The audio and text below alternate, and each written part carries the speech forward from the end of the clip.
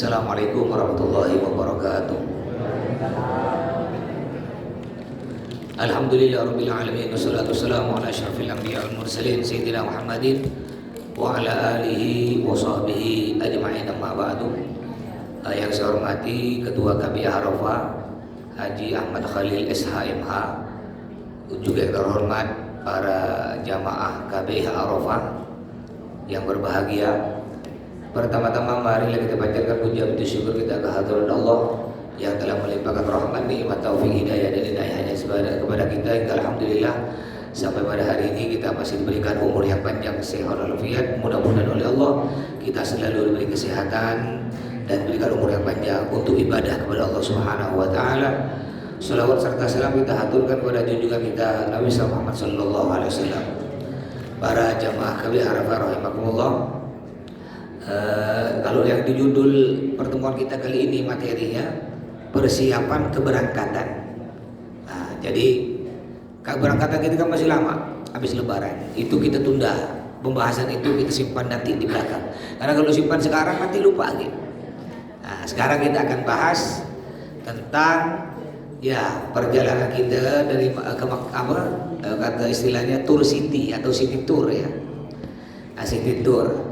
Nanti kita insya Allah di Madinah akan mengunjungi beberapa tempat. Di antaranya yang paling penting nih, yang paling penting di Madinah kita akan mengunjungi satu tempat yang disebut dengan Raudhah. Jadi kalau di Mekah paling penting itu satu tempat namanya Ka'bah. Kalau di Madinah namanya Raudhah. Salat di Madinah, salat di Masjid Nabawi. Raudhah itu berada di dalam Masjid Nabawi. Masjid Nabawi ada di Madinah. Jadi ada 4 masjid yang dianjurkan oleh Nabi Muhammad untuk kita kunjungi. Kenapa? Karena 4 masjid ini pahalanya sangat besar, tidak sama dengan masjid yang lain. Yang pertama Masjidil Haram. Ya, Masjidil Haram yang ada Ka'bahnya di Mekah. Itu pahalanya kita sholat di situ,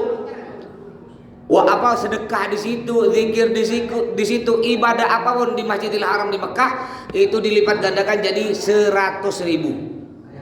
Yang kedua, kunjungan kedua Masjid Nabawi ada di Madinah yang di dalamnya ada Raudhah. Itu pahalanya dilipat gandakan menjadi 1.000. Yang ketiga, dianjurkan kita berkunjung ke Masjidil Aqsa di Palestina. Nah, Palestina itu pahalanya dilipat gandakan jadi 500. Yang keempat dianjurkan berkunjung. Nah, nanti keempat nih kita yang masjid ketiga di Palestina Aqsa. Tidak bisa kita pergi sana. Sebenarnya ada program-program travel yang bawa ke Palestina. Nah, cuma ya tak bisa tidur lah, tak nyenyak tidur. Takut tiba-tiba ada bom jatuh kan. Udah kita nyari yang tenang-tenang ya lah, Mekah Madinah aja lah ya. Mudah-mudahan saudara kita di sana oleh Allah dilindungi, diberi kemenangan. Yang keempat dianjurkan kita berkunjung ke Masjid Quba. Nah, nanti kita ada kunjungan ke situ. Kenapa? Karena barang siapa berkunjung ke Masjid Quba, sholat 2 rakaat di situ pahalanya sama dengan umroh. Jadi dianjurkan berkunjung ke 4 masjid. Nah, sedangkan masjid yang lain yang ada di Pontianak di dunia ini selain 4 pahalanya sama aja. Jangan mentang-mentang ibu jamaah Masjid Mujahidin besar kami, lebih besar masjidnya. Habis 10 miliar. Masjid kau kecil, pahala kau kecil, tak ada. Sama semua, mau masjid ini Al-Jariyah, Masjid Mujahidin, Masjid Keraton, masjid semua selain 4 ini pahalanya sama kita sholat di situ. Jadi yang paling penting kunjungan kita di masjid di Madinah yaitu Raudhah. Apa itu Raudhah? Kata Nabi Muhammad, ma baina baiti wa minbari raudhatun min riyadil jannah. Antara rumahku yang sekarang, dulu rumah Nabi, sekarang jadi makam Nabi. Di situ di rumah Nabi ada 3 makam. Makam Nabi, samping kirinya makam Sayyidina Abu Bakar, samping kirinya lagi makam Sayyidina Umar. Jadi di dalam Masjid Nabawi ada 3 makam. Itu makam Nabi, dulu tuh rumah Nabi. Kenapa? Karena para Nabi dan Rasul meninggal di mana? Dikuburkan di situ. Meninggal di sini, mau di masjid, dikuburkan di situ. Meninggal dalam kamar, dikuburkan dalam kamar. Meninggal di ruang tamu, dikuburkan ruang tamu. Itu para nabi dan rasul. Dulu di Pakistan ada orang ngaku nabi, namanya Ahmad Ghulam. Ahmadiyah pernah viral dulu kan, itu kan pusatnya ada di Pakistan. Akhirnya oleh Allah dihinakan dia. Padahal kata Nabi Muhammad, la nabi ya ba'di, enggak ada nabi lagi setelahku, kata Nabi Muhammad. Setelahku meninggal enggak ada nabi lagi. Kalau dia ngaku nabi, murtad, bohong. Barusan beberapa tahun yang lalu nih di Pakistan, coba lihat di YouTube ada orang ngaku nabi namanya Ahmad Ghulam. Akhirnya oleh Allah dihinakan. Kata dia, aku nabi. Jadi kalau nabi meninggal di mana pun dikuburkan di situ. Meninggal di mana, Bu? Di WC. Akhirnya dikuburkan di tempatnya tai. Bukan mulia, Allah hinakan. Masa nabi dikuburkan di WC? Jadi kata Nabi Muhammad, ma baina baiti wa mimbari rawdatun min riyadil jannah. Antara rumahku, yaitu yang sekarang jadi makam Nabi, wa mimbari, dan mimbarku. Nanti ada mimbar Nabi, mimbar ini, ini mimbar namanya. Ini mimbar, ini tempat imam nih, yang tempat imam sholat, ini namanya mihrab. Ada nanti mihrabnya Nabi ada di situ. Nah, ini nama tempat imam namanya mihrab bahasa Arabnya. Ini tempat khutbah namanya apa tadi? Mimbar. Jadi antara rumahku yaitu makam Nabi dan mimbar, ruangan ini lebarnya kurang lebih ya ada sekitar dari makam Nabi ke mimbar ada mungkin 8 meter lebarnya. Panjangnya mungkin ada 30 meter. Itu antara rumahku yaitu makam Nabi dan mimbarku, raudhatun min riyadil jannah. Taman dari taman-taman surga. Itu orang berebut di situ, Bapak Ibu. Kenapa? Karena ada ulama ngatakan, barang siapa masuk ke taman surga yang ada di Raudhah yang di Madinah, insya Allah akan masuk taman surga aslinya. Nah, jadi kita ke Madinah tuh intinya yang paling penting dikejar itu Raudhah. Dulu sebelum corona kita ke Raudhah bebas. 1 hari 3 kali 4 kali boleh bebas. Sejak corona enggak bebas lagi. Jatahnya cuma 1 kali. Itu pakai tasreh. Tasreh itu surat izin. Siap-siap. Kadang-kadang surat izinnya keluar jam 1 malam. Ada surat izinnya keluar jam 2 malam. Mau tak mau? Umpama nanti kita keluar laki-laki perempuan pisah ya beda. Surat izinnya beda. Umpama ibu-ibu keluar surat izin jam 1 malam. Jam 1 malam harus turun dari hotel. Mau tak mau? Dibangunkan. Karena kalau kita tak bangun, tak turun, tak ikut, seumur hidup tak nyampe situ lagi. Ya kalau kita berangkat lagi haji atau umroh, kalau tak berangkat, seumur hidup tak nyampe lagi. Beda dengan dulu sebelum corona. Mau berapa kali pun ke Raudhah, jam berapa pun buka. Sekarang enggak. Sejak Covid jatahnya cuma 1 kali. Di Raudhah apa yang kita lakukan di Raudhah? Tergantung. Kalau jatah kita jam 1 malam, berarti kita dianjurkan sholat sunnah. Jam 1 malam, sholat apa tuh? Tahajud, sholat taubat, sholat witir, ya sholat apa lagi? Istikharah, sholat qadhil hajah, tahiyatul masjid, masuk masjid, sunnatul wudu banyak. Jangan pula jam 1 malam sholat duha. Atau jatah kita umpama keluar jam 8 pagi, berarti sholat duha, sholat sunnah isyraq. Ya banyak juga. Tergantung. Di Raudhah pahalanya sangat besar. Cuma batas waktu di Raudhah tidak lama. Diberi waktu biasanya cuma 10 menit. Hanya 10 menit. Ngantrinya lama, panjang, berdiri, mungkin umroh ngantrinya tuh 1 jam. Itu umroh. Kayak saya kemarin 2 minggu lalu tuh 1 jam ngantrinya. Ini kalau haji bisa 2 sampai 3 jam ngantrinya. Coba roda boleh masuk. Nanti yang roda, yang dorongan tuh, ya tidak mungkin lah saya bawa dorongan. Karena kalau saya bawa dorongan tuh disuruh masuk dulu. Kalau saya masuk dulu, siapa yang mau mimpin belakang? Makanya dorongan tuh nanti ada kawan-kawan yang sehat. Kata Pak Haji Holil tadi kan, bila lagi kita nak bantu. Tapi insya Allah ada jamaah kita yang ngantri di Raudhah yang pakai dorongan, insya Allah semuanya berebut. Ngapa pula berebut? Karena yang pakai dorongan masuk dulu, tak perlu ngantri. Siapa yang tak mau? Ayo mau tak? Mau kan? Udah dapat pahala besar, tak perlu ngantri 2 jam 3 jam, langsung ya masuk ya. Tetap berebut. Kayak kecuali dorongan yang ke Mina tuh. Sedang gak 4 kilo, pahala besar, 100.000 pahalanya Pak, jangan takut. Ya gantian lah nanti kawan-kawannya. Terus kunjungan kita selanjutnya Setelah kita di Madinah, di Raudhah, yang paling penting ya, ingat ya, Raudhah jatahnya hanya 1 kali. Usahakan ya, kalau cuma sakit-sakit sikit, sakit pinggang, usahakanlah bisa pakai roda nanti, bisa pakai roda. Terus kita juga akan berkunjung selanjutnya di Madinah ke Masjid Quba. Yang kata saya tadi, 4 masjid dianjur kunjungi. Masjid Quba. Masjid Quba, ada hadis Nabi mengatakan, barang siapa dari rumahnya, berarti rumah kita nanti di Madinah, berarti di hotel kita. Kalau hotel Madinah tidak ada jauh. Semua hotel Madinah itu dekat-dekat, tidak ada jauh. Paling jauh, terjauh tuh paling 300 meter, 400 lah. Paling jauh dari hotel ke masjid paling jauh. Nah, saya yang haji 2018, Masya Allah, pas di halaman masjid hotelnya. Hotel kita yang dari Pontianak pas turun halaman masjid. Nah, mudah-mudahan nanti kita dapat hotel itu ya. Ya enggak, cuma di Madinah memang enggak ada hotel jauh-jauh, semuanya dekat-dekat. Jadi kata Nabi Muhammad, barang siapa dari rumahnya, yaitu hotel kita, dia dalam keadaan berwudu, punya wudu, lalu dia menuju ke Masjid Quba. Sampai di Masjid Quba dia sholat 2 rakaat. Sholat apa ya? Sholat sunnah 2 rakaat. Apa kata Nabi? Pahalanya sama dengan umroh 1 kali. Pahalanya besar. Apa itu Masjid Quba, Pak Ustaz? Masjid Quba tahu? Masjid Quba adalah masjid pertama kali yang dibangun oleh Nabi Muhammad. Pernah dengar enggak lagu selawat Tola'al Badru Alaina? Pernah dengar?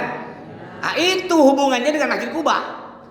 Jadi ketika itu Nabi kan hijrah Nabi pindah dari Mekah pindah ke Madinah. Pindah ke Madinah, Nabi Muhammad mengendarai seekor onta. Nyampe di Madinah, oleh orang warga kota Madinah disambut Nabi. Saking senangnya Nabi datang, disambut dengan lagu tadi. Pakai gendang. Gendang apa kata itu? Hadra. Jadi dari zaman Nabi udah ada, Pak. Tola'al badru alaina, telah datang kepada kami bulan purnama. Nabi Muhammad dianggap bulan purnama, disambut Nabi. Setelah itu, ya unta Nabi nyampe, lalu berepot di sahabat. Unta Nabi parkir di sini. Kalau mobil cecek parkir sini. Kata sahabat satu, enggak, parkir di sini. Kata Nabi, udah, apa kata unta nih? Unta aku berhenti di situ, ya udah parkir di situ. Aku mau bangun masjid di situ juga. Di mana unta aku berhenti, di situ aku bangun masjid.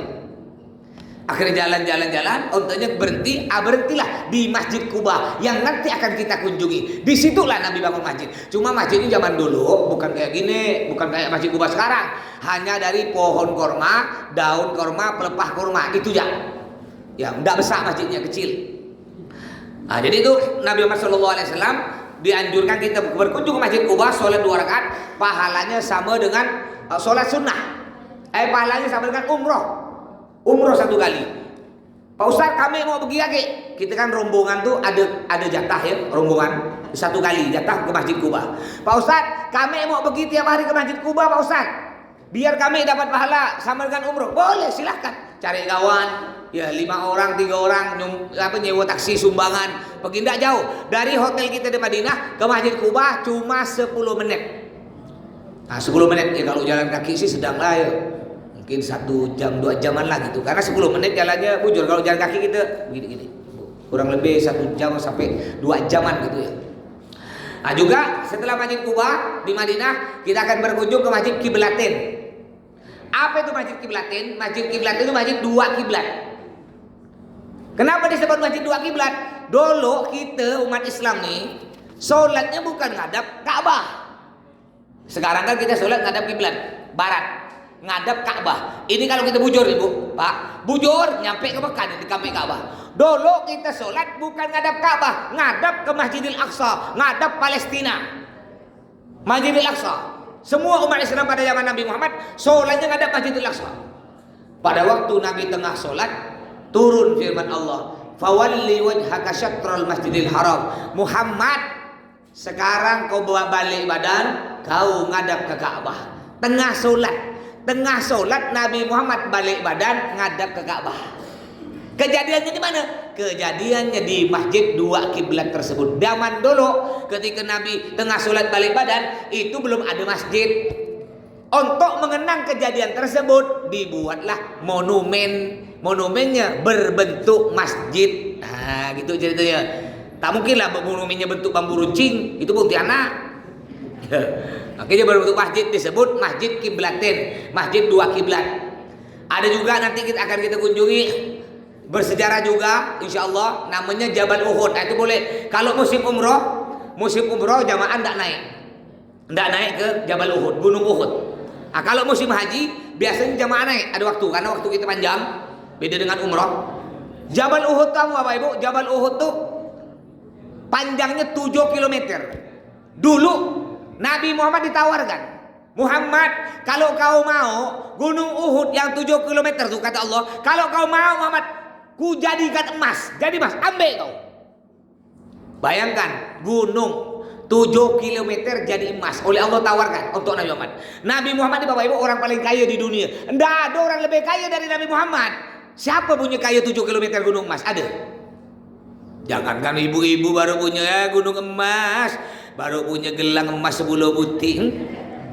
Ada acara Isra Mi'raj di masjid dipakai semua. Lengan kanan 5, lengan kiri 5. Ketika baca serakal diangkat tangannya. Ya Nabi salam. Ibu ya. Mentang-mentang punya gelang 10 baru beli dari Mekah. Kan banyak tuh nanti belanja emas tuh. Ada acara Maulid Nabi, panitia bagi nasi, diangkat. Aku belum dapat katanya. Bukan orang sini. Gitu Bu ya. Mentang-mentang punya kalung emas mata kalung besar 1 genggam, sikit-sikit kerudung dibuka, panas kata dia, panas gitu. Nabi Muhammad ditawarkan Gunung Uhud panjangnya 7 kilometer, ditawarkan jadi emas. Nabi Muhammad tak mau. Enggak mau. Kenapa Nabi Muhammad tidak mau? Beliau memilih hidup miskin. Untuk apa? Untuk contoh bagi kita semua. Jangan gara-gara kemiskinan lalu kita melakukan kemaksiatan dan kejahatan. Apa kata Nabi Muhammad? Kadal fakru ayyakuna kufran, yang artinya hampir saja kemiskinan itu menjadikan seseorang kafir. Gara-gara miskin tak ada berduit, korupsi, jual narkoba, judi slot, nipu orang, bunga dan duit. Tidak boleh, itu haram. Kemarin ini contoh pemilu kemarin. Ayo, ada tak yang terima 100-200 dari caleg? Jangan nak buat, ada tak? Alhamdulillah 200 tak ada. Kalau 2 juta ada Ustaz. Ya. Kan? Masya Allah kamu ya. Ini hebatnya Indonesia, caleg-caleg kalau nak bercalon baik. Yang tak pernah ke masjid datang ke masjid. Betul Bu? Yang tak pernah datang tahlilan datang. Kalau perlu tiap hari ada orang mati, suka dia.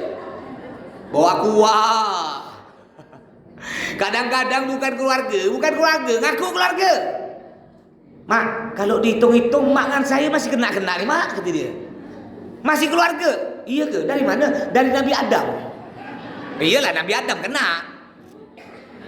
Kalau orang udah nak mau, ada ya. Nanti kadang-kadang dikumpulkan di rumah Pak RT itu dikumpulkan. Lalu Pak RT bilang, lalu dia berpidato, wahai warga sekalian, pilihlah saya. Kalau sampai saya menang, pokoknya kompleks ini tenang. Sekali menang, betul-betul tenang, senyap. Tak muncul lagi batang hidungnya. Heran saya Bu. Biasanya kalau ada nih caleg-caleg atau apalah calon-calon ya, andaikan beri duit 500.000, diambil dah Bu. Ambil. Kenapa diambil? Karena dia baik Pak ya. Layak tak dipilih? Layak tak? Bagus tak dipilih? Bagus karena dermawan Pak ya. Bukan bagus Pak. Kalau emang dia bagus, ngapa tak ada dari dulu? Kemarin masjid kampung dibangun, kemana kau? Kemarin surau bocor-bocor, kemana kau? Jalan ancor lebur, kemana kau? Baru kau bercalon, baru kau muncul nak baik-baik. Hati-hati ya. Ya, jangan sampai diterima duit itu. Apa kata Nabi Muhammad? Ar-rashi wal murtashi finnar. Orang yang nyogok dan yang nerima sogok sama-sama masuk neraka. Itu hukumnya haram. Hati-hati Pak. Ya, dulu kami pernah nerima dulu lah. Sekarang jangan. Apalagi udah haji ke Mekah masih terima lagi, enggak usah lah. Itu namanya haji cap tomat, siang tobat malam kumat. Nanti kita akan berkunjung ke Gunung Uhud tersebut Bapak Ibu ya. Panjangnya 7 kilometer. Cuma ada satu gunung kecil, gunungnya kecil. Disebut Jabal Rumat. Gunung pemanah, kecil dah. Itu biasa jamaah-jamaah naik. Paling naik 5 menit kali. Tinggi kayak gini tinggi, kayak atap inilah. Kecil dia. Disebut Gunung Pemanah. Kenapa disebut Gunung Pemanah? Karena di situ pernah terjadi peperangan. Jadi Nabi Muhammad bilang begini sebelum perang, Nabi Muhammad ngatur strategi. Kata Nabi Muhammad, nanti para pemanah, kata Nabi, ya ini ada sahabat Nabi namanya Salman Al-Farisi. Beliau ini beri usulan pada Nabi, kita buat teknik baru yuk, biar kita tidak kalah, biar kita menang. Gimana? Nanti kita siapkan pemanah di atas gunung. Jadi ketika pasukan kafir Quraisy mau nyerang di bawah gunung, kita tembak dari atas. Dia kan tak bisa nembak dari bawah ke atas, dari atas ke bawah bisa kita tembak. Pada waktu itu belum ada teknik itu, Pak. Oh baiklah kata Nabi, bagus tuh. Lalu Nabi bilang ke sahabat bagian pemanah di atas gunung, terjadi apapun di bawah, jangan kau turun, tak boleh turun. Baik menang atau kalah, jangan ada yang turun, kata Nabi. Siap Nabi. Banyak ada ratusan pasukan pemanah di atas gunung tadi, gunung kecil tadi, yang insya Allah Bapak Ibu naik. Ya. Ratusan pemanah, terjadi peperangan. Itu pasukan kafir Quraisy 10 kali lipat dari pasukan muslim. Pasukan muslim 1000, musuh 10.000 lebih. Akhirnya ketika perang terjadi, habis pasukan kafir Quraisy Bapak Ibu tidak nyangka di atas gunung ada pasukan. Ketika mereka ngumpul di bawah gunung, diserang dari atas. Diserang ribuan panah, banyak meninggal, kocar kacir, lari. Semua pasukan kafir lari. Ketika lari kan zaman dulu ditinggalkanlah kuda, apalagi apanya kuda biasa di belakang kuda tuh kayak roda-roda barang gitu. Kereta, delman, pedang. Di zaman dulu orang perang tuh Bapak Ibu, pedangnya terbuat dari emas, berlian. Satu pedang kalau zaman sekarang 1 miliar harganya. Kudanya tuh kalau zaman sekarang bisa ada 3 miliar. Zaman dulu kan belum ada Alphard. Ya, belum ada Velfire, belum ada Hammer, belum ada Ferrari, pakai kuda. Coba kudanya kalau zaman sekarang jualnya karena sering bawa perang bisa, kalau zaman sekarang bisa 10 miliar.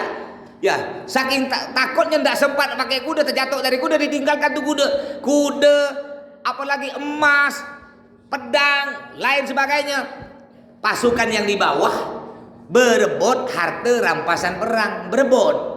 Bagi, kau ambil pedang ni ya, aku ambil kuda, kata. Yang di atas, beliau ya. Kalau aku tak turun, tak terbagi ni. Kawan-kawan di bawah udah bagi-bagi harta rampasan perang, kami tak turun. Gimana boy? Kata yang lain. Turun yuk, tak terbagi kita ni. Kata Nabi tak boleh. Tak ada, udah menang dah kita. Tak ada musuh lari semua dah, tenang je. Nabi tak mungkin marah. Turun, semuanya turun. Hanya sisa 4 orang kalau tak salah di atas. Ketika berebut di bawah, pasukan kafir rupanya ngintai dari jauh. Di atas gunung kosong. Naiklah mereka ramai-ramai, mutar arah, dibunuh sisanya nih. Yang di bawah tak siap, tak megang pedang, berebut harta warisan, dipanah dari atas. 70 sahabat Nabi meninggal, termasuk paman Nabi Sayyidina Hamzah, termasuk Nabi Muhammad kena panah dari atas sampai pecah. Ya, gigi Nabi sampai pecah Bapak Ibu. Itu sahabat Nabi, itu jadi tameng pada waktu itu ya. Meluk Nabi, badannya dari tameng untuk menahan ribuan anak panah meninggal. Yang penting Nabi selamat. Itu terjadi di Jabal Uhud. Nanti insya Allah kita akan kunjung di Jabal tersebut. Mungkin kalau ada waktu nanti kita akan pergi ke Jabal Mahnet, Gunung Besi Berani, ada di Madinah juga. Insya Allah kalau buka lain. Itu Masya Allah Jabal Mahnet tuh Bapak Ibu ya. Kalau kita nyimpan nyimpan air nih, air aqua dalam botol, tanjakan gini, simpan, jalan sendiri. Mobil, tidak usah hidupkan, matikan. Mobilnya matikan, mobilnya jalan sendiri. Kayak apa ya? Kayak gunung tuh ada magnetnya, kayak disedot gitu ya. Di situ ya, juga bukan coba kita pergi ke gunung tersebut, ada rekreasi itu, ada odong-odong, mungkin mau main odong-odong, masih kecil dulu tak main odong-odong ya. Ada yang motor-motor pantai itu Pak, yang badan 4 buti itu, apa nama itu? Trail itu ya, ada situ. Ya karena kata Pak Jolil tadi, kita ini kan 40 hari. Ya, 40 hari. Kalau kayak saya udah sering ke sana kan, enggak terlalu Kalau yang tak pengalaman, tak pernah berpisah dengan anak, cucu, keluarga, tiba-tiba pisah. HP dah habis kuota, wifi lelet. Ya kalau masih ada wifi, masih enak. Wifi kadang-kadang lelet, sampai seminggu tak rosak wifi. Nak kerja apa? Baca Quran udah dah. Kalau di rumah masih enak nonton TV, situ nak nonton apa? Kalau di kamar isinya 8, malah muka-muka itu terus tak berubah. Bikin kesal lagi kan? Makanya kita bawalah jalan-jalan hiburan. Juga di Mekah nanti Bapak Ibu kita akan mengunjungi beberapa tempat di Mekah. Di Mekah ini juga diantaranya di Mekah kita akan pergi ke Jabal Rahmah. Jabal Rahmah itu orang umroh ya, orang haji udah pasti. Cuma kalau haji Jabal Rahmah kita tak bisa naik. Kalau umroh bisa naik Jabal Rahmah. Kalau haji tak bisa. Ngapa tak bisa Ustaz? Karena Jabal Rahmahnya tuh Bapak Ibu, gunung tuh asalnya bentuknya warna coklat muda. Tapi kalau udah musim haji berubah warna jadi putih. Putih cantik dia kayak bunga. Kenapa putih? Karena banyak orang wukufnya bukan di tenda, wukufnya di gunung. Terutama orang hitam-hitam. Orang hitam-hitam berjam-jam dari pagi sampai sore mereka berada di gunung, tak ada tenda. Ya. Karena mereka ada lagi di dekat gunung, di bawah Jabal Ara, di bawah gunung Gunung Bukit Rahmah itu, di bawah Jabal Rahmah. Di bawah Jabal Rahmah itu ada batu besar. Pada waktu itu disitulah saya kemarin cerita, disitulah Nabi wukuf, yang Nabi doa ngangkat tangan berjam-jam di situ. Itu berebut orang di batu tersebut, berebut. Kenapa? Karena ngambil berkah, istilahnya napak tilas kepada Nabi Muhammad SAW di situ. Berjam-jam. Panasnya kayak apa tuh? Ya kurang lebih 50 sampai 55 derajat panasnya. Makanya nanti latihan. AC-nya betul, AC-nya cuma satu. AC-nya satu, tendanya isi 400. Alhamdulillah kita tak perlu mandi di situ, Bapak Ibu. Tak perlu mandi. Ngapa pula? Karena akan keluar air dari badan kita. Tak betah di tenda itu, tak betah. Kebanyakan kita sering di pinggir tenda, ada pohon yang ada pohon apa kecil-kecil gitu ya. Ya Allah, Masya Allah, siap-siaplah kita mandi. Mandi, betul-betul mandi belum. Bayangkan, AC sebuti, tendanya 400 isinya. Gimana lah? Ada kipasnya paling 3 buti ya. Tak apa-apa latihan, anggap petangas. Ya petangas itu mungkin dulu kawin tak pernah petangas, alhamdulillah petangas itu. Latihan. Yang biasa tiap hari tidur pakai AC, sekarang tak usah pakai AC, tak usah pakai kipas. Latihan biar terbiasa. Tapi jangan takut. Saya cerita kemarin dengan niat yang kuat, tak terasa tuh Bapak Ibu. Memang ya namanya panas, cuma kita tetap tenang. Kenapa? Karena niat kita udah bagus dah, niatnya betul dah. Makanya betulkan dulu niatnya dari sekarang, betulkan lagi. Niatnya haji semata-mata mengharap pahala dan ridho dari Allah. Terus juga kita insya Allah akan berkunjung ke Taif. Tadi diceritakan Taif. Apa itu Taif? Taif itu tempat Nabi berdakwah. Jadi ketika Nabi berdakwah di Taif ini Masya Allah perjalanan kurang lebih 1,5 jam sampai 2 jam. Saya alhamdulillah udah berapa kali ke situ, bisa pakai bis atau pakai kereta gantung. Saya pernah pakai kereta gantung kurang lebih setengah jam. Nyebrang lebih cepat kalau kereta gantung. Cuma kita kereta gantung sana seram.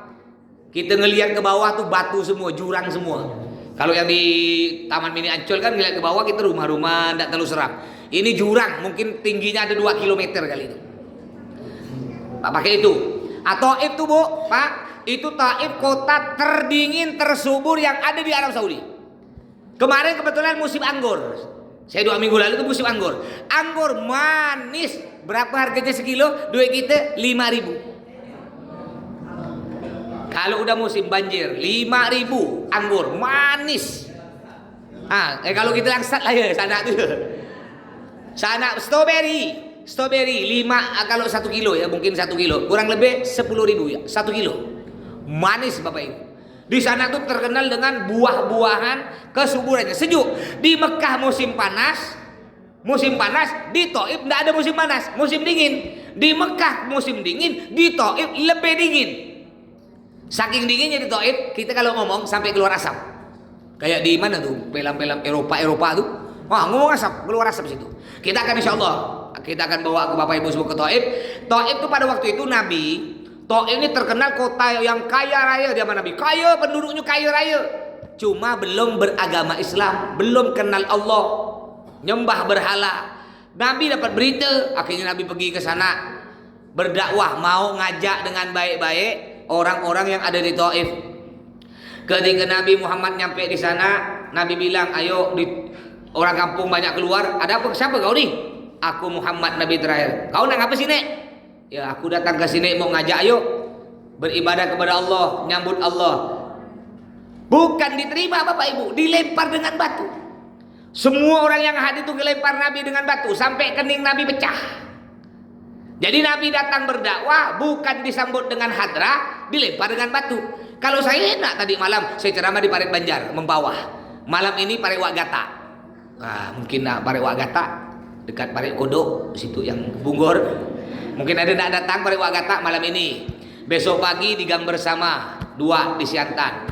Malam Selasanya di Padang Tikar. Malam Rabu di Peladis. Kayak tadi malam saya ceramah. Enak, baru datang disambut dengan hadrah. Tala'al badru alain. Saya nyampe maghrib. Solat maghrib berjamaah, baru nyampe habis solat makan. Kena tuan rumah saya diberi makan. Setelah makan kenyang, mulai acara ceramah. Selesai ceramah jam 11 malam. Habis ceramah, Pak Ustadz, saya di pentas nih, Pak Ustadz sila duduk di kursi bawah. Ada apa? Duduk ya Pak Ustadz. Duduklah saya. Ada videonya tuh. Saya duduk, panitia bagi baca salawat. Sallallahu ala Muhammad. Saya ada apa sih suruh duduk di kursi bawah nih? Di bawah di tanah tuh. Rupanya semua yang hadir salam tempel, Bu. Tahu enggak salam tempel? Makanya corona tuh bahaya. Bahaya, Pak. Bapak-bapak semua habis acara nih, habis manasik, jangan ada salaman dengan saya. Kenapa pula? Takut corona nular. Caranya biar corona tak nular, cara salamannya harus pakai lapis. Biar tak tembus. Lapisnya tak boleh tipis, harus tebal. Kalau 10.000 tembus. Jadi tadi malam tuh Masya Allah, tadi malam ratusan orang datang tuh Bapak Ibu, salaman, salam tempel, disiapkan kardus kena panitia. Videonya ada, mau di-share nanti ke KBH grup ya. Biar lihat. Salam tempel nih, kardus saya masukkan, salam, masukkan duit, masukkan. Ya alhamdulillah, enggak tahu kena santri dihitung tadi malam berapa tuh. Nah, masih enak zaman sekarang. Udah itu baliknya, sebelum balik ceramah selesai jam 11, makan lagi di rumah lain lagi, makan lagi. Masih enak. Nabi Muhammad datang dakwah bukan disambut dengan hadrah, dengan makan, apalagi dapat amplop, enggak, dilempar dengan batu. Makanya ini biar saya cerita ya Bapak Ibu, kalau hadir acara apapun di rumah orang di masjid, jangan ngarap dapat makan. Acara Isra Mi'raj, kalau ini Indonesia nih, cobalah ada acara di masjid, acara Maulid Nabi, tak ada dapat kue, tak ada dapat nasi, pergi lagi enggak besok? Tak mungkin pergi, itu Indonesia. Saya dulu mondok di Yaman. Saya mondok di Yaman, mondok di Arab. Di Yaman, kalau ada acara Maulid Nabi atau Isra Mi'raj, itu yang hadir 10.000. Penceramahnya sampai 10 orang. Dimulai habis sholat subuh sampai azan zuhur. 10.000 orang yang hadir. Diberi apa? Cuma diberi kopi segelas kecil. Tahu gelas sotong enggak? Sotong bangkong. Diberi kopi segelas kecil, air putih segelas. Enggak diberi apa-apa. Dari subuh sampai zuhur. Tapi tak ada yang bergerak. Besoknya pindah masjid sebelah. 10.000 lagi yang hadir. Cobalah di Pontianak, dicoba. Ada acara Maulid Nabi bereyak ke Wasbuti. Tak ada datang.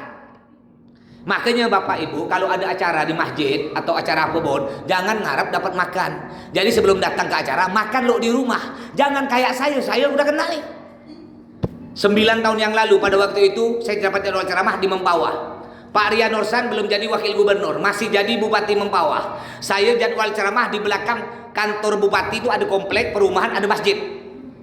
Jam 4 sore saya berangkat. Sebelum saya berangkat oleh istri saya, Bu, yang namanya Sahrini, Bu ya. Betul, namanya panjangnya Sahrini Juwita. Oleh istri saya, Baba makan lu, Wak. Saya bilang, tak usah, tenang ya. Baba di sini ceramah mempawah orang mempawah tuh masya Allah, asam pedas, udang gala, ayam bakar, tenang. Kata istri saya, iya kalau dapat, kalau tak ada tenang jak kau. Berangkat jam 4 karena macet, nyampe di acara jam 7 pas azan isya, sholat berjamaah. Setelah sholat acara dimulai. Di samping kanan saya Pak Bupati, Wakil Bupati, Kapolres, Pak Danrem, lengkap nih pejabat. Akhirnya panitia bagikan kue 2 buti. Semua yang datang diberi 2 buti, termasuk saya. Pak Bupati ini pun 2 buti dijatah. Lapar perut, habis 2 buti makan. Acara mulai. Saya ceramah baru mulai sekitar jam 10:30 malam. Baru dimulai ceramah. Ngapa pula terlalu lama? Banyak amat kata sambutan. Makanya panitia masjid kalau ngadakan acara yang kata sambutan sama banyak satu jak panitia. Mau yang datang siapa pun, bupati, gubernur, kau duduk ya diam. Duduk ya, satu jak. Ini panitia banyak. Bupati kata sambutan, wakil bupati, Kapolres, Pak Danrem, sampai Pak RT pun kata sambutan. Apalah Pak RT kata sambutan? Sampai 10:30. Akhirnya saya ceramah agak malam. Selesai ceramah sekitar 11:30. Saya nunggu loh. Duduk minum air lo sisa itu kan perut tambah lapar. Biasanya kayak tadi malam saya ceramah di Banjar Mempawah, habis ceramah langsung Pak Ustadz, nanti habis orang salaman tempel itu sila ke rumah sebelah makan. Saya nunggu di masjid itu tuh yang di belakang kantor bupati itu sampai 10 menit ada gila kan rumah sebelah. Akhirnya saya pura-pura pamit, Pak, saya nak pamit Pak, nak balik. Oh iyalah Pak Ustadz, udah. Berarti aku tak dapat makan. Akhirnya saya makan di mana Bu? Di terminal Mempawah. Nyampe di rumah, apa kata saya cerita istri saya? Nyaman kau kata dia. Rupanya sehari ini belum tidur Bu, kayak tadi malam saya nyampe rumah jam 2. Kalau saya ceramah luar kota nyampe jam 2 malam di rumah Singkawang biasanya nyampe jam 3. Itu sehari ini tidak tidur dalam kamar Bu, tidur di belakang pintu menunggu kedatangan Sang Arjuna. Ketika saya buka pintu Bu, tok dibuka, Assalamualaikum Sahrini. Dia jawab, Waalaikumsalam Sahrukan. Gitu udah lagi. Gurau ya biar tak tegang amat, biar tak ngantuk ya. Itu di Mekah. Di Mekah kita akan berkunjung beberapa tempat. Taif.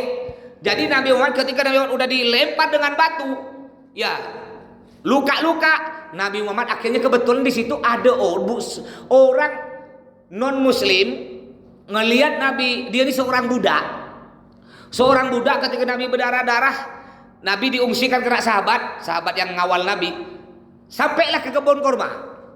Nanti insya Allah akan kita kunjungi kebun kurma tersebut. Sampai di kebun kebun anggur. Akhirnya si budak ini penjaga kebun anggur belum masuk Islam belum. Nanya, siapa kau? Ngapa kau berdarah-darah? Siapa kau nih? Aku Muhammad, aku Nabi. Diceritakan. Ya, akhirnya dia ngambil anggur. Memang anggur itu bukan punya dia, punya bos. Cuma dia kan punya jatah untuk makan anggur. Jatah dia itu diberikan ke Nabi Muhammad. Akhirnya dia masuk Islam nih. Budak tadi masuk Islam. Pada waktu itu ketika Nabi istirahat di kebun anggur, Nabi bersandar ke batu-batu. Tangan ini, lengan Nabi ini, siku Nabi begini di batu-batu. Sampai sekarang ada bekas siku Nabi.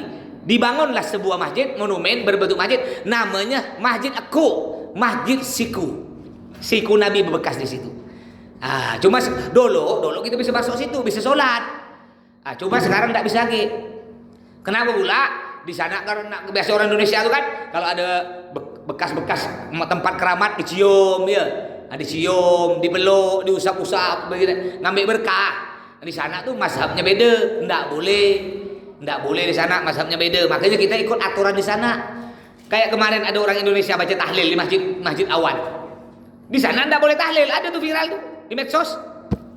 Baca tahlil di Masjid Awan. Masjid Awan nih ada di lingkungan Masjid Nabawi di Madinah. Baca tahlil, la ilaha illallah. Gara-gara mereka baca tahlil, akhirnya keluar peraturan tak boleh ngadakan manasik di halaman Masjid Nabawi. Saya biasa manasik di halaman masjid. Nanti kan biasa kalau kita ke Madinah dulu ya, itu 1 hari sebelum berangkat ke Mekah itu ada manasik lagi. Biasanya diadakan di halaman masjid biar keren, cantik, sambil dengarkan ceramah di halaman Masjid Nabawi. Gara-gara dia bertahlil di situ peraturan tak boleh. Ada tak jadi orang Indonesia cari kerja lagi. Makanya kita ikut di mana kita ada, di situlah kita ikut aturan. Di sana tuh beda mazhab Bapak Ibu ya. Makanya kita ikut. Cuma di sana ndak istilahnya ndak nyalah-nyalahkan yang lain. Di sana ndak ada tahlil. Di sana ndak ada maulid. Tapi orang sana ndak pernah nyalahkan. Oh, yang tahlil masuk neraka, yang maulid masuk neraka, ndak. Makanya di sana bebas. Orang yang mau tahlil apa semuanya sholat. Imamnya, imam masjid di sana ndak pakai kunut. Ndak pakai kunut. Cuma mereka menghargai yang pakai kunut. Makanya ketika mereka rakaat kedua subuh ruku, setelah ruku kan i'tidal, sami Allah liman hamidah, imamnya tuh agak lama, nggak langsung sujud. Kenapa? Beri waktu untuk orang yang pakai kunut baca kunut. Jadi walaupun imamnya tak baca kunut, kita masih disunahkan baca kunut. Baca kunut nggak apa-apa, disunahkan. Makanya agak lama dia, karena toleransi, ya, menghargai. Saya dulu nih pernah ngisi di tiap malam Selasa di salah satu masjid yang ada di Kota Pontianak. Nggak usah sebut masjid apa. Akhirnya imamnya nih, saya nggak mau imam. Kan dari maghrib sampai isya, saya tak mau imam. Yang imam tetap. Akhirnya imam ini berangkat umroh ke Mekah. Berangkat umroh. Sekitar 2 minggu berangkat umroh. Nggak pernah dia ke Mekah nih, pertama kali. Datang dari Mekah, balik. Imam, Pak Haji, imam. Saya panggil Pak Haji dia kan. Udah berubah dah Bapak Ibu. Allahu Akbar. Dulu sebelum umroh baca bismillah. Bismillahirrahmanirrahim. Datang dari Mekah tak baca bismillah. Allahu Akbar. Alhamdulillahi Rabbil Alamin. Dah gaya Mekah dah.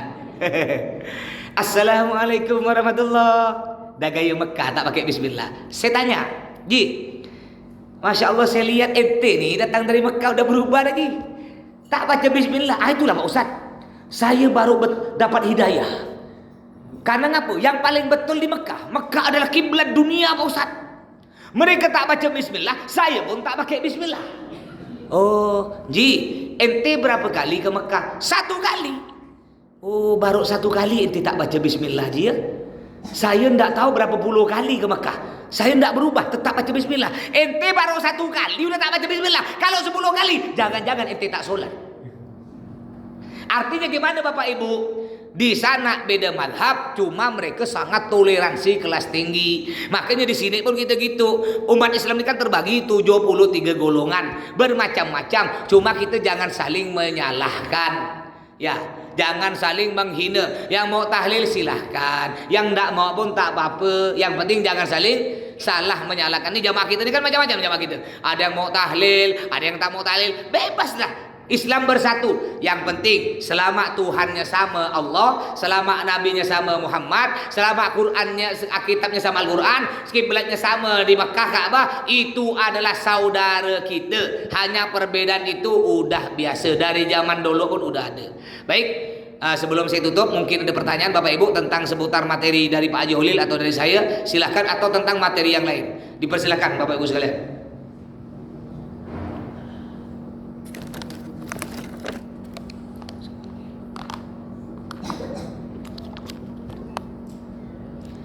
Ada? Silakan.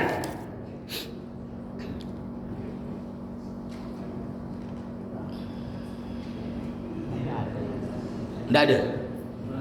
Ustadz Olili, ada tak? Kalau ada mic-nya jalankan. Oh, ada ibu tuh. Karena ini udah siang, kita tiga orang jaya. Nanti yang lain bisa tanya di Japli, di grup.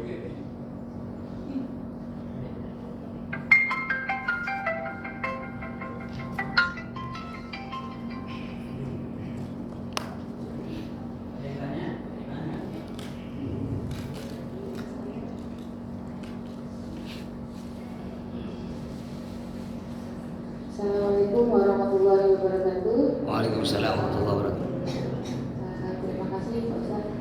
Tadi materinya sangat bagus sekali. Saya ini memang punya saudara ya Pak Ustaz ya. Ngomong memang seperti Pak Ustaz bilang tadi, mereka sangat kuat sekali paham yang ada di Mekah, betul juga memang sekolah itu di Madinah.